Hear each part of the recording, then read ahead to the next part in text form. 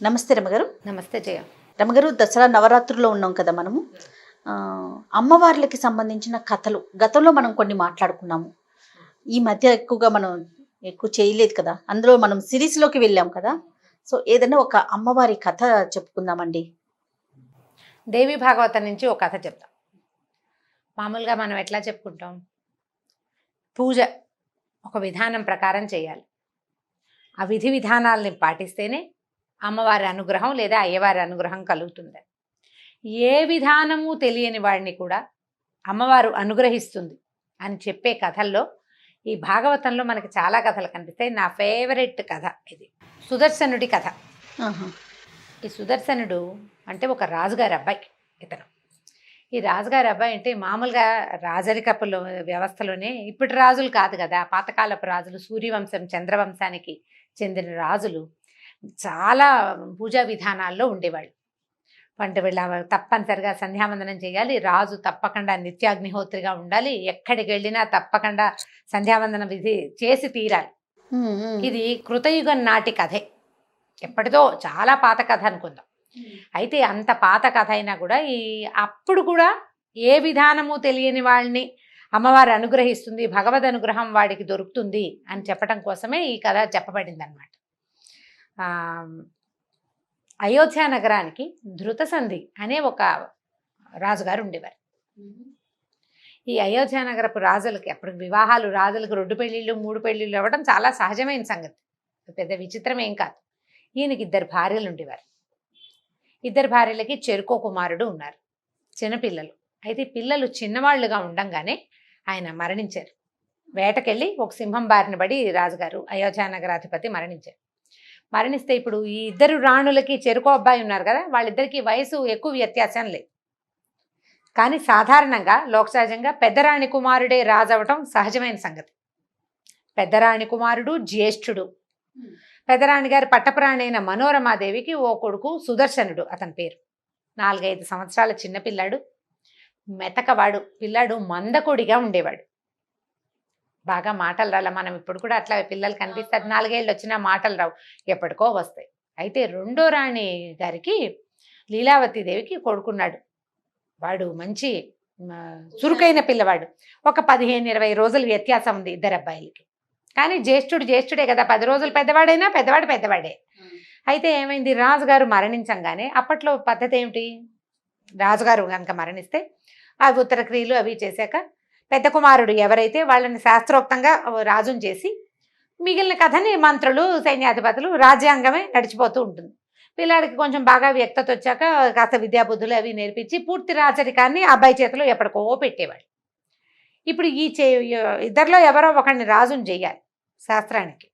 శాస్త్రానికి రాజైనా ఈ పెద్ద పిల్లాడికి మాటామంతి ఏమీ లేదు, ఊరికే ఒక అందాల బొమ్మ, మాటలు రాల, చురుకైన వాడు కాదు, ఎవరైనా చూసి పలకరించడాలు అవి కూడా తెలీదు, మందకొడి పిల్లవాడు, మేధకుడు.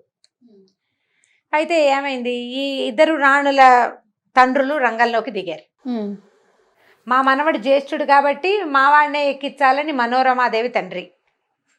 జ్యేష్ఠుడైనా వీడికి మాటామంతి లేదు, చురుకైన వాడు కాదు కాబట్టి నా పెద్ద వ్యత్యాసం లేదు కాబట్టి మా మనవడిని ఎక్కించాలని 2వ భార్య లీలావతి తండ్రి అయినటువంటి యుధాజిత్తు 2 దిగారు రంగంలోకి. దిగేసరికల్లా మామగారులు 2 ఫైటింగ్కి పూనుకున్నారు. మా మనవడి రాజు అంటే ఎందుకంటే ఇప్పుడు ఈ రాజ్యంలో మనవడిని గనక ప్రతిష్ఠిస్తే రాజ్యం వాళ్ళ హస్తగతంగా ఉంటుంది, వాళ్ళ కథే నడుస్తుంది. అక్కడ 2 యుద్ధం చేశారు. యుద్ధంలో ఈ పెద్దరాణి గారి తండ్రి మరణించాడు. చిన్నరాణి గారి తండ్రి గెలుపొందాడు. ఆయన కొంచెం మంచి సాహసికుడు. ఎప్పుడైతే ఈ తండ్రి మరణించాడన్న ఈ వార్త తెలియంగానే ఆవిడ భయపడిపోయింది. ఇంకేముంది, పిల్లాన్ని చంపేస్తారు. భర్త లేడు, తండ్రి లేడు, పిల్లవాడేమో మేధకుడు. ఇక నా జీవితం నేను ఒకవేళ బతికున్నా సవితి కుమారుడి కింద బతకాలి, లేదా శత్రుశేషం ఉంచకూడదని యుధాజిత్తు కనుక భావిస్తే ఈ 4-5 పసి పిల్లవాడిని, 4-5 ఏళ్లవాడిని అంతం చేయటం ఎంతసేపు. ఆవిడ భయపడిపోయింది, పారిపోవాలనుకుని ముందు యుద్ధంలో చనిపోయిన తండ్రికి ఉత్తర క్రియలు చేయాలి కదా. దానికోసమని చిన్నరాణిని అడిగింది, మా నాన్న చనిపోయాడు కదా, నేను ఉత్తర క్రియలు చేసుకుంటానని అడిగితే సరే ఒప్పుకుంది ఆవిడ. వాళ్ళిద్దరికీ పెద్ద మాత్సర్యం ఏమీ లేదు, నాన్న లేదో యుద్ధం చేస్తున్నారు అంతే. ఈవిడికి రాజుగారికి ఒక స్నేహితుడు ఉన్నాడు, చనిపోయిన రాజుగారికి విదల్లుడు అతని పేరు, మంత్రి. ఆ మంత్రి ఈ మనోరమాదేవి రాజ్యం అంటే ఆవిడ పుట్టిన ఊర్లకి దగ్గరలో ఊళ్ళవాడనమాట. మన పుట్టింటికి సంబంధించిన వాడంటే మనకు ఒక స్నేహం ఉంటుంది సహజంగా. ఆ విదల్లుండి పిలిచింది, మా నాన్నకు ఉత్తర క్రియలు చేద్దాము, ఈ పిల్లాడిని ఏం చేయాలి, నేనేం చేద్దాం అంటే, అమ్మ పారిపోదామమ్మా అన్నాడు అతను. ఆ విదల్లుడు ఏంటంటే కొంచెం తృతీయ ప్రకృతిలాగా కనపడతాడు. పురుషుడైనా కూడా కొద్దిగా స్త్రీ రూపం, సుకుమారంగా ఉంటాడు. దాంతో అతనితో ఈవిడికి స్నేహం ఉంది కొంత. ఒక పిల్లాడిని ఎత్తుకుని తిప్పే దాదిని ఈ విదల్లుణ్ణి తోడు తీసుకుని నాన్నకు ఉత్తర క్రియలు చేసి అట్టించట్టే పిల్లాడిని ఎత్తుకుని పారిపోయింది రాణిగారు. ఇక్కడ లేదు. ఈ యుద్ధం అంతా పరిసమాప్తం చేసుకుని ఆ రాజుగారి సైన్యాన్ని అంతా స్వాధీనం చేసుకుని మనోరమాదేవి తండ్రి రాజ్యాన్ని కూడా స్వాధీనం చేసుకున్నాడు లీలావతి దేవి తండ్రి యుధాజిత్తు. ఇంటికి వచ్చి రాజ్యంలో చూసుకుంటే రాణిగారు లేదు, పెద్ద రాజకుమారుడు లేడు. ఏమైపోయారంటే ఉత్తర క్రియలు చేస్తానంటే వెళ్ళింది, పంపానన్నారు. ఉత్తర క్రియలు అయ్యేపోయినాయి. తర్వాత రాణిగారు పత్తాలేదు. ఇక వెతకటం మొదలుపెట్టారు. ఏంటంటే శత్రుశేషాన్ని ఉంచకూడదు. రాజ్యానికి రాజు కావలసిన వాడు ఒకడంటూ ఉంటే ప్రజలకి ఎప్పుడూ పెద్ద కుమారుడి మీద ఉంటుంది, అది తీసేయాలి. ఈయన ప్రయత్నం చేయటం మొదలుపెట్టాడు. ఈ పారిపోయిన ఈవిడ విదల్లుడు ధాత్రితో కలిసి ఎక్కడికో దిగంతాలకి పారిపోయి ఈ అయోధ్య నగరం నుంచి ఇంచుమించు కాశీ దాకా వెళ్ళిపోయింది ఆవిడ. వెళ్తే అక్కడ భరద్వాజ మహర్షి ఆశ్రమానికి చేరుకుంటే ఈ మేధకుడైన పిల్లవాడు, ఒక దాసి, ఒక కాస్త మెత్తగా కనపడే మంత్రితోటి తన దగ్గరకు వచ్చిన ఈ రాణిగారికి భరద్వాజ మహర్షి ఆశ్రయం ఇచ్చాడు. ఆశ్రమంలో ఉండమన్నాడు. ఉండమంటే అంత మహారాణి పాపం, రాజుగారి పట్టపురాణి అంటే సింహాసనం మీద కూర్చోగలిగే ఆవిడ ఈ కుమారుణ్ణి బతికించుకోవడం కోసం ఇంకా ఆవిడ అక్కడ ఉండిపోయింది. రోజులు గడుస్తున్నాయి. యుధాజిత్తుకి ఇక తెలిసిపోయింది రాణిగారు ఇక్కడ ఉంది అని. ఆయన భరద్వాజ ఆశ్రమానికి మీదకి ఆశ్రమం మీదకి దండెత్తి రాల. అప్పట్లో ఋషి ఆశ్రమాలని దండెత్తటము, వాటిని ఏదైనా చేయటము అలాంటి ప్రక్రియలకి పూనుకునేవాళ్ళు కాదు. దానికి దగ్గరలో ఉన్న ఒక రాజ్యంలో విడిది చేసి భరద్వాజుడికి కబురు చేశాడు, నీ దగ్గరున్న ఈ మనోరమాదేవిని ఆ పిల్లాడిని నాకు అప్పచెప్పమని. భరద్వాజుడు శతవిధాలా నేను అప్పచెప్పను అనేసాడు. అప్పచెప్పను, ఆ అమ్మాయికి సహాయం లేదు, ఆవిడకి రాణిగారికి సహాయం లేదు, తండ్రి లేడు, భర్త లేడు, అబల, ఆవిడేం చేస్తుంది? నువ్వు ముందొచ్చి ఉంటే ఏం చేసేవాడినో, ఆమె ముందొచ్చింది. పైగా పిల్లవాడు మేధకుడు, ఋషాశ్రమంలో పెరుగుతాడు, మెల్లిగా ఋషి అయిపోతాడు, నీకేం అడ్డం రాడు. కాబట్టి నువ్వు ఈ ప్రక్రియ మానుకోమని ఆయన భరద్వాజుడు యుధాజిత్తుని వెనక్కి పంపించేశాడు. కానీ వాళ్ళ దృష్టి మాత్రం ఇక్కడ ఉంది. ఈ పిల్లాడు ఏదో ఆశ్రమంలో అందరితో పాటు తిరుగుతూ ఆడుకుంటూ ఉండేవాడు. కొంచెం 5-6 సంవత్సరాలు వచ్చినాయి. ఒకరోజు ఏమైందంటే ఈ ఆశ్రమంలో పిల్లలందరూ ఆడుకుంటున్నప్పుడు సంస్కృతంలో మాట్లాడుకుంటారు. ఈ మాట్లాడేటప్పుడు ఈ తృతీయ ప్రకృతిలాగా కనపడతాడని చెప్పాను కదా విదల్లుడు మంత్రి. క్లీబా అంటే నపుంసకుడు, తృతీయ ప్రకృతి అని అర్థం. ఒక 14-15 సంవత్సరాల పిల్లాడు అటు వెళ్తూ ఈ విదల్లుడిని చూసి క్లీబ్ అన్నాడు. ఎక్కిరింతగా, పిల్లలకి అలాంటి లక్షణం ఉంటుంది చూడు. ఆ ఎక్కిరింతగా అన్న ఆ క్లీబ్ పదము ఈ పిల్లాడికి, మన సుదర్శనుడికి క్లీమ్ లాగా వినపడింది. తమాషా సౌండ్, క్లీమ్ అనేసరికల్లా ఎలా ఉంటుంది, కీచుమన్న ఒక శబ్దం వస్తుంది. అది తలుచుకోవటం మొదలుపెట్టాడు అబ్బాయి. పిల్లలకి అట్లా ఉంటుంది కదా, ఏదైనా ఒక పదాన్ని పడితే వదిలిపెట్టరు, ఓ చిన్న చిన్న శబ్దాలు కూడా అంటాం, ఎంతసేపు చిచ్చి అంటుంటారు. నాలుగుతో ఊళ వేయటం, మనం వద్దని చెప్పినా మానరు. ఒకసారి వచ్చిందా ఇక మన భూ అంటుంటారు, మానరు. ఇంకా ఈ పిల్లాడు ఆ క్లీమ్ అని పట్టుకున్నాడు. పైకి అనేవాడు కాదు, ఎంతసేపు క్లీమ్ క్లీమ్ క్లీమ్ అని తలుచుకుంటుండేవాడు. మనం 4-5 సార్లు క్లీమ్ క్లీమ్ అని చూడండి, ఎవరికి వాళ్ళు అనుకోండి ఈ కథ వినేవాళ్ళు. 2-3 సార్లు అనగానే ముక్కు ఈ ప్రాంతము ఏదో ఒక వైబ్రేషన్కి గురవుతున్నట్టు తెలుసు. నేను 3 సార్లు అంటేనే నాకు తెలిసింది. క్లీమ్ అనేది కామరాజ బీజం, అమ్మవారి బీజాక్షరం. రటనగా అనయ సరికల్లా అందులో నుంచి ఒక పాజిటివ్ ఎనర్జీ వైబ్రేషన్స్ వచ్చేస్తాయి బయటికి. చిన్న పిల్లాడు ఇక అదే పైగా అన్న కొందికి ఒక ఉద్విగ్నత, ఒక ఉద్రేకం వస్తుంటుంది లోపల. అనుకుని చూడండి, మనం ఓంకారం చేస్తామా, పదే పదే ఓంకారం చేస్తే మెదడు తెరుచుకుపోతున్నట్టుగా అనిపిస్తుంది మనకి. ఓంకారం చేసే, ప్రణవాక్షరం చేసే అలవాటు ఉన్నవాళ్ళు అసలు మానరు. ఎందుకంటే ఈ ప్రణవోపాసన ఎంత ఉత్సాహాన్ని, ఎంతో ప్రశాంతతని ఇస్తుంది. మనం స్తోత్రాలు శ్లోకాలు చదువుకుంటామా, చదువుకుంటుంటే మనకు ఒక ప్రశాంతత వస్తుంటుందా? అలవాటైతే మానలేకపోతాం. ఈ బీజాక్షరాల ప్రభావం అలాంటి. ఈ పిల్లాడు ఆ క్లీం బీజాన్ని పట్టుకున్నాడు. ఇక అదే అదే అదే అదే అనగా అనగా అనగా అనగా వాడి మేధకుడుగా ఉండే వాడి బుద్ధి వికసించడం మొదలుపెట్టింది. వాడి లోపల చిక్కుముడులుగా ఉన్నటువంటి శక్తి ప్రసారం అన్ని పక్కలకి బ్రెయిన్లోకి ప్రసరించడం మొదలుపెట్టింది.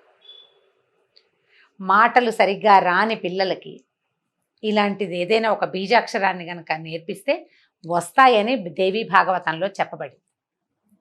ఈ చెప్పుకోగా చెప్పుకోగా చెప్పుకోగా ఈ పిల్లాడు క్రమంగా ఎలాంటి బుద్ధి కుదిరిక వచ్చిందంటే ఏది చూస్తే అది నేర్చేసుకుంటాడు. వీడు మేధకుడు అన్న ధ్యాస పోయింది. ఆశ్రమంలో ఉన్నాడు కదా, భరద్వాజాశ్రమంలో. ఆ వయసు రాజకుమారులకి ఎలాంటి విద్యలు నేర్పాలో అవన్నీ నేర్పబడ్డాయి అతనికి.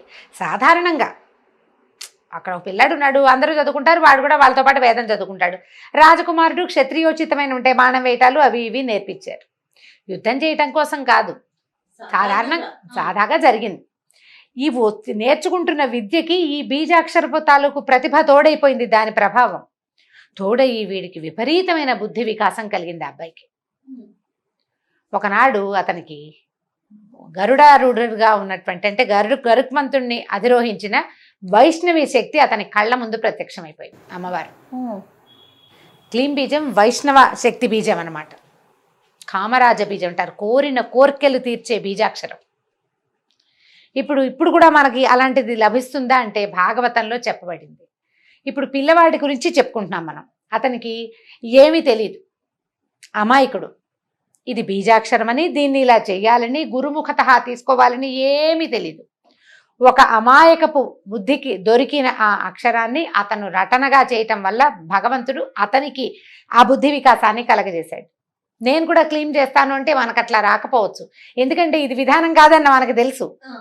గురుముఖత తీసుకోవాలి, దీనికి నిష్ఠా నియమం కావాలి, విధి విధానానికి అవగాహన ఉన్నవాడికి అవగాహన ప్రకారం మొత్తం చేస్తేనే నీకు ఆ బుద్ధి వికాసం కలుగుతుంది. ఏ అవగాహన లేదు, కేవలం బీజాక్షరమే దొరికింది. ఆ బీజం వల్ల అతనికి అట్లాంటి బుద్ధి వికాసం కలిగింది. అమ్మవారి శక్తి అతనికి కనిపించేసింది. కనిపించేసరికి ఇంకా పవర్ శక్తులు పెరిగిపోయాయి అబ్బాయిలో. ఒక ధనుస్సు, కొన్ని తూణీరాలు, కొన్ని బాణాలు దొరికినాయి నది ఒడ్డున. ఆవిడ వదిలిపెట్టింది అతని కోసం. అక్షయ తూణీరాలు తీసిన కొద్దీ వస్తూనే ఉంటాయి అందులో నుంచి. బాణాలు తీసేస్తారు, మనం సినిమాల్లో చూస్తుంటామా, అన్నీ తీస్తాడు, మళ్ళీ ఎలా వచ్చాయని ప్రశ్న వస్తూ ఉంటుంది. అక్షయ తూణీరము అనేది ఒక మంత్రం. ఆ మంత్రం కనుక ఉన్నవాడికి వాడు ఎన్ని తీసినా మళ్ళీ అందులోకి శస్త్రం దానంతా చేరిపోతూ ఉంటుంది. అలాంటిది ఒకటి దొరికింది. ఇట్లా పెద్దవాడైపోయాడు, బీజాన్ని మాత్రం వదల్ల.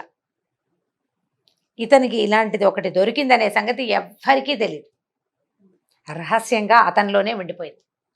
కొన్నాళ్ళకి ఆ కాశీ రాజకుమార్తెను కలుసుకున్నాడు ఇతను. ఆ అమ్మాయి ఇతన్ని వరించింది. వరించేసరికి ఇంతలో కాశీరాజు ఈ అబ్బాయి ఎవరో రోడ్డును పోయేవాడిని వరించిందని ఆయన తెలీదు. తెలియక ఆయనేమో స్వయంవరం ప్రకటించేసరికి స్వయంవరానికి రకరకాల వాళ్ళు వస్తున్నారని తెలుసుకుని, ఈ అమ్మాయి నేను స్వయంవరానికి నేను రాను, నేను ఆల్రెడీ ఒకరిని వరించేశాను, ఫలానా వాడని చెప్పింది. ఆయన ఆను పాను తెలుసుకుని ఇతను రాజకుమారుడని ఫలానా వాడని తెలిసేసుకున్నాడు. భరద్వాజాశ్రమంలో ఉన్నాడు, తెలిసిందే అది. ఇప్పుడు ఏం చేశారు, ఈయన కూడా ఒక ఆహ్వాన పత్రం వచ్చింది. ఒక రాజకుమార్తె స్వయంవరానికి వచ్చిన ఆహ్వానాన్ని చూసి రాణిగారు ఆశ్చర్యపోయింది. ఇదేమిటి, మనకు రాజ్యం లేదు ఏమీ లేదు, అయినా ఎలా వచ్చింది, పిలిచినప్పుడు వెళ్ళాలి. అందుకని కొడుకునికి తీసుకుని ఆవిడ కూడా వెళ్ళింది. వెళ్ళేసరికల్లా ఈ అమ్మాయి, నేను స్వయంవరంలోకి నలుగురు ముందుకి నేను రానంది రాజకుమార్తె. నేను వరించేశాను, వివాహితని నేను నా భర్త మెడలో దండేయటం ఒకటే మిగిలింది. వాళ్ళందరికీ నేను ఎందుకు కనిపిస్తాను, పతివ్రత లక్షణం కాదు, నేను చచ్చిన స్వయంవరంలోకి రాననేసి. ఇంక ఇప్పుడు కాశీరాజు గారికి ఏం చేయాలో తెలియలే. నువ్వు అడిగిన పెళ్లి కొడుకుని పిలిపించా కదా, అందరిలో వెళ్ళి నువ్వే దండేయమంటాడు. నేను అందరికీ ఎందుకు కనపడాలి, నేను కనపడను, నేను ఆల్రెడీ భర్తను వరించుకున్నానంటుంది అమ్మాయి. అమ్మాయిది పాయింటే. 10 మందిలో ఎవరో ఒకరిని సెలెక్ట్ చేసుకోవటం అంటే పోనీ అదొక రకం, నేను ఆల్రెడీ సెలెక్ట్ చేసుకున్నాక నేను ఎందుకు కనిపించాలి, నేను కనపడ్డాను అనేసరికల్లా ఈయన ఏం చేస్తాడు, ఇప్పుడు వచ్చిన వాళ్ళందరికీ చెప్పాడు, మా అమ్మాయి ఒక అతన్ని వరించింది, కాబట్టి ఈ స్వయంవరానికి వచ్చిన వాళ్ళంతా నన్ను క్షమించండి, మీరంతా వెళ్ళిపోండి అనేసరికి వాళ్ళు పోట్లాడేశారు అందరు. నువ్వు మమ్మల్ని ఎందుకు పిలిచావు? ఇంతకీ అమ్మాయి వరించిన వాడెవడు? అయోధ్య రాజకుమారుడు సుదర్శనుడు అని తెలియంగానే అది అయోధ్యకి ఆల్రెడీ రాజుగా ఉన్న శత్రుజిత్తు, అతని తాతగారైన యుధాజిత్తు ఇద్దరు వచ్చారు స్వయంవరానికి. వీళ్ళు మండిపడిపోయారు. అయోధ్య రాజకుమారుడు ఏమిటి, ఇంకా ఎక్కడ అయోధ్య రాజు? అయోధ్య రాజ్యం మాది, వాడికి రాజ్యం లేదు గీజ్యం లేదు, వాడికి పిల్లని ఎలా ఇస్తావయ్యా అన్నారు. మా అమ్మాయి వరించిందండి, కన్యా వరైతే రూపం, కన్య వరించింది అంతేనన్నాడు ఈయన. వాళ్ళు ఒప్పుకోలే, వాడు అంతు చూస్తామన్నారు. ఇప్పుడు ఏం చేయాలి? కాశీరాజు దొరికేశాడు అందరికీ. ఇప్పుడు సరే ఈ డిస్కషన్ అంతా అయ్యాక అమ్మాయి ఏమందంటే, అట్లా కాదు నాన్న, మాకు రహస్యంగా పెళ్లి చేసేసి మమ్మల్ని పంపించేసి, ఏదైతే అదవుతుంది. నాకు కలలో అమ్మవారు కనపడింది, గంగానది తీరంలో కనపడే సుదర్శనుడు నీ భర్త, నేను నిర్ణయించానని చెప్పింది. అమ్మవారు నిర్ణయించిన పెళ్లిని కాదంటానికి నువ్వెవరు, వాళ్ళెవరు? నేను వరించిన దాన్నే నువ్వు కాదంటానికి నీకు హక్కు లేదు, వాళ్ళకి లేదు. అమ్మవారు నిర్ణయించింది కాదంటానికి ఎవరికైనా హక్కు ఉందా లోకంలో? ఆవిడే చూసుకుంటుంది. నాకు భర్త ఇతను అని చెప్పింది. నేను అతనితోటి కలిసి జీవిస్తాను కాబట్టే అమ్మ చెప్పింది. ఏదొచ్చినా ఆవిడే చూసుకుంటుంది నాన్న, నేను అమ్మవారినే నమ్ముతున్నాను. సరే పెళ్లి చేసేశారు. చేసేస్తే వీళ్ళ దారిని వీళ్ళకి మరి పెళ్లి చేశాక రాజకుమార్తె అనేసరికల్లా 100 ఏనుగులు, 1000 గుర్రాలు, 200 మంది దాసదాసి జనం, కొన్ని కోట్ల వజ్రాలు అవి ఇవి అంతా సమర్పించారు. సారిగా ఆశ్రమానికే పంపడానికి రెడీ అయ్యారు. అబ్బాయికి రాజ్యం లేదు మరి. సరే అన్ని సామాన్లు పుచ్చుకుని వీళ్ళు బయటికి వెళ్ళేసరికల్లా చాలా మంది రాజకుమారులు ఏమనుకున్నారంటే, పిల్లకి ఇష్టం లేదంటే దానికోసమే మనం పోట్టడం ఏమిటి, ఈ గోలంతా వద్దని చాలా మంది వెళ్ళిపోయారు. కానీ యుధాజిత్తు శత్రుజిత్తు మాత్రం ఇక్కడే ఉన్నారు. ఎందుకంటే వీడు తమ శత్రువు, వాడిని చంపి తీరాలని. వాళ్ళు కొంతమందిని ఆకట్టుకున్నారు. వాళ్ళకి క్లోజ్ ఫ్రెండ్స్ ఉంటారు కదా, గుంపు, ఆ ఉన్నవాళ్ళని ఉంచుకున్నారు. వాళ్ళు యుద్ధానికి పూనుకున్నారు. యుద్ధానికి పూనుకుంటే ఈ రథం ఎక్కి కనపడుతున్న కుర్రాడుని వీళ్ళు సామాన్యంగా మేధకుడుగా, బుద్ధి లేనివాడు అంటే మనసు వికసించని వాడిగా భావించిన వాడు తేరిట్లా చూడ్డానికి కూడా వీళ్ళేనంత వెలిగిపోతున్నాడు. వాడి లోపల ఉన్న శక్తి ఎంత ప్రచండమైన శక్తి ఉంది లోపల, అది కనపడుతుంది కదా. ఈ కనపడుతోంది, బాణం తీసి వేస్తుంటే వాడు ఏం తీస్తున్నాడో ఏం వేస్తున్నాడో తెలియటలేదు, పడిపోతున్నాయి శర పరంపర. మిగిలిన వాళ్ళంతా బాబు వీళ్ళ కోసం పెట్టుకోకూడదు మనం మొత్తం అంతా వెళ్ళిపోయారు. వీళ్ళిద్దరూ మాత్రం మిగిలారు. ఎప్పుడైతే వీళ్ళు ప్రత్యక్ష యుద్ధానికి పూనుకున్నారో అమ్మవారు వచ్చి ఆకాశ మార్గంలో నిలబడి చూస్తోందట పైనుంచి. దేవతలందరూ పైనుంచి చూస్తున్నారు. పరాశక్తి తన అనుగ్రహాన్ని ఒకడి మీద ప్రసరింపజేస్తే వాడిని వాడిని ఎలా ఈవిడ హ్యాండిల్ చేస్తుందో చూడాలనుకుంటున్నారు. అమ్మవారి అనుగ్రహం ఎట్లా ఉంటుంది అని ఆవిడ పైన నిలబడి చూస్తోంది. దేవతలంతా చూస్తున్నారు. యుద్ధం జరుగుతోంది. సడన్గా అమ్మవారి వైపు నుంచే 2 బాణాలు వచ్చి ఈ యుధాజిత్తుకి శత్రుజిత్తుకి తగిలినాయి. ఇతను యుద్ధం ఆపుతున్నాడు కానీ వాళ్ళని చంపే ఉద్దేశంలో లేడు. ఎందుకంటే అతను కోరుకోలేదు వీళ్ళని చంపైనా ఈ అమ్మాయిని తీసుకోవాలనుకోవటల్లా. చంపడం అసలు అతని ఉద్దేశం కానే కాదు, కేవలం యుద్ధం చేస్తున్నాడు అంతే. దాంతో వాళ్ళిద్దరూ పడిపోయారు. పడిపోగానే ఈ కాశీరాజు, ఆ వచ్చిన సైనికులు అందరూ ఈ ఆకాశ మార్గంలో కనపడుతున్న అమ్మవారిని చూసేశారు. అందరూ ప్రత్యక్ష నేత్రంతో చూశారు. ఇక అసలు జయధ్వానాలు మిన్ను ముట్టిపోయినాయి. ఒక కుర్రాడు తల్లి తప్పిస్తే రెండో సహాయం లేకుండా ఇలా ఆశ్రమంలో తలదాచుకున్నవాడు ఇట్లాంటి శక్తిని ఇంతమందికి చూపించగలిగేంత మంత్రజపం చేశాడంటే అది సామాన్యమైన విషయం కాదు కదా. అందరూ వేనేళ్ళు పొగిడారట. పైనుంచి దేవదుందుబులు మోగినాయి, పుష్పవృష్టి కురిసింది అతని మీద. అప్పుడు ఈ కాశీరాజు అపారాగా కనపడిన పరాంబికకి దండం పెట్టాడమ్మా, ఇక్కడ వచ్చి నువ్వు చేసిన యుద్ధాన్ని ప్రత్యక్షంగా చూసాను, నీ నుంచి వచ్చిన బాణాలే వీళ్ళని సంహరించాయి, ఇదంతా నీ వల్లే జరిగింది, కాశీరాజ్యంలో సుస్థిరంగా ఉండిపో, నా దగ్గర నుంచి నన్ను వదిలిపెట్టి వెళ్ళొద్దమ్మా అని అడిగట్టాను. అడిగితే ఆవిడ కాశీరాజ్యంలో తను ఉండడానికి ఒప్పుకుంది.